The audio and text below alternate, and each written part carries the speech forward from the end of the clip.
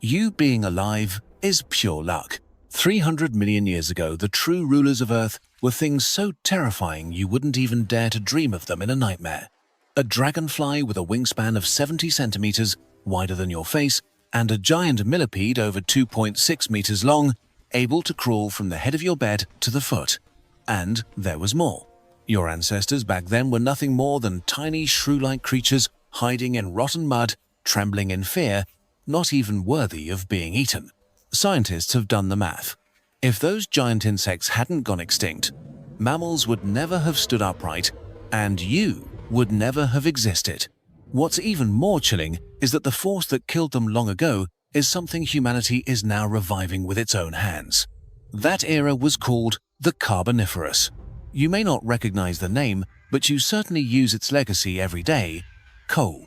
Yes, the coal burned in your home is the fossilized remains of vast primeval forests from 300 million years ago. Back then, Earth was almost another planet. The sky wasn't blue but gray-white because oxygen levels reached an astonishing 35% compared to just 21% today. That extra oxygen turned the planet into a monster-making machine. Insects don't breathe with lungs. Their bodies are filled with tiny tracheal tubes that deliver oxygen directly to every cell. This system has a fatal flaw. The bigger the body, the harder it is to transport oxygen deep inside. That's why modern insects are at most palm-sized. But during the Carboniferous, the air itself was like a tank of concentrated oxygen. Insects absorbed it wildly, grew uncontrollably, as if cheating the rules of nature. And that's when the nightmare began. Take the giant dragonfly, Meganeura. A 70-centimeter wingspan was average. The largest fossils approached 75 centimeters, comparable to an eagle. But unlike an eagle, this was an apex aerial predator, capable of flying up to 70 kilometers per hour, hovering, and making sharp turns in midair. Modern dragonflies already have a hunting success rate of 95%, making them some of nature's most efficient killers. Scale that up to the Carboniferous, and you'll understand why your ancestors hid in the mud. Meganeura ate almost anything. Other insects, small amphibians, even early reptiles. Its compound eyes were made of nearly 30,000 lenses, giving it almost 360-degree vision with virtually no blind spots. Its jaws could snap shut in just 0.03 seconds, 10 times faster than a blink. By the time you realized it was there, you were already gone. Worse still, they didn't fly alone. Fossil sites in France reveal dense piles of shattered wings, like the aftermath of a prehistoric air disaster.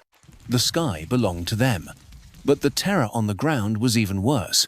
The absolute ruler of the land was the giant millipede Arthropleura, over 5 meters long, longer than Yao Ming by half a meter. With around 30 body segments and more than 60 perfectly coordinated legs that moved in wave-like precision, allowing it to charge forward at speeds of up to 8 kilometers per hour. Imagine a 2-meter-long creature sprinting toward you at a jog.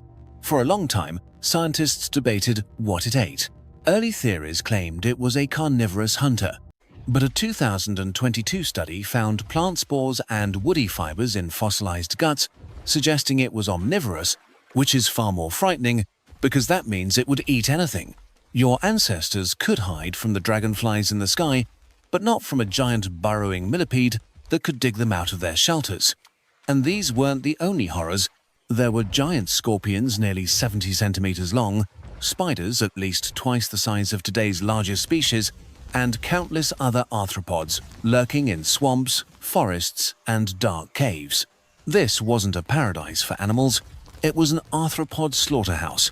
Early mammal ancestors survived by doing only 3 things: hide, flee, and stay small. They dared not come out by day because the sky was patrolled, nor stay on the surface because death could come crawling at any moment. For 50 million years, they were the most insignificant beings on Earth. Then, history turned ironic. The giants weren't defeated by heroic mammals, but by an environmental change they couldn't comprehend. Oxygen levels fell due to shifts in vegetation, massive volcanic activity, and changes in ocean circulation. As oxygen dropped from 35% to 25%, the giants began to suffocate. Their tracheal systems failed. Their wings could no longer support flight. Their massive bodies could no longer sustain metabolism. They weren't hunted to extinction, they were slowly, brutally choked out. After millions of years, the Great Extinction at the end of the Permian erased 96% of marine species and 70% of land species. And the age of giant insects ended in silence. Only then did those tiny mammals dare to lift their heads. You know what followed. Dinosaurs rose, mammals endured, an asteroid struck, mammals took over, and eventually you appeared. But all of it hinged on that collapse in oxygen levels. Without it, dragonflies would have grown larger, millipedes longer, and mammals would have remained prey at the bottom of the food chain. You scrolling videos at the top of the food chain isn't because you're powerful, it's because the air 300 million years ago saved you. Now, the problem is this.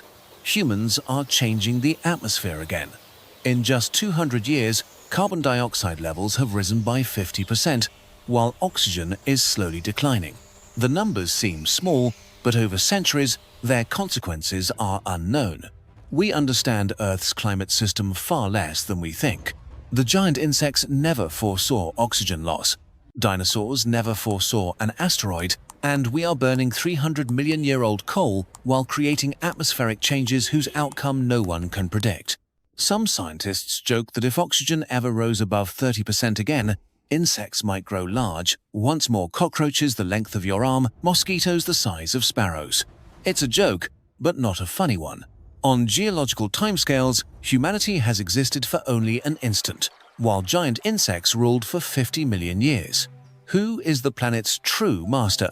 That question may not yet have an answer. Look down at your feet.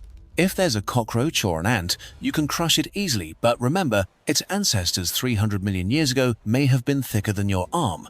Changes in the air tamed them for you. And every liter of fuel, every kilowatt of electricity, every piece of coal you use is quietly changing that air again. This is the warning, the age of giant insects left behind.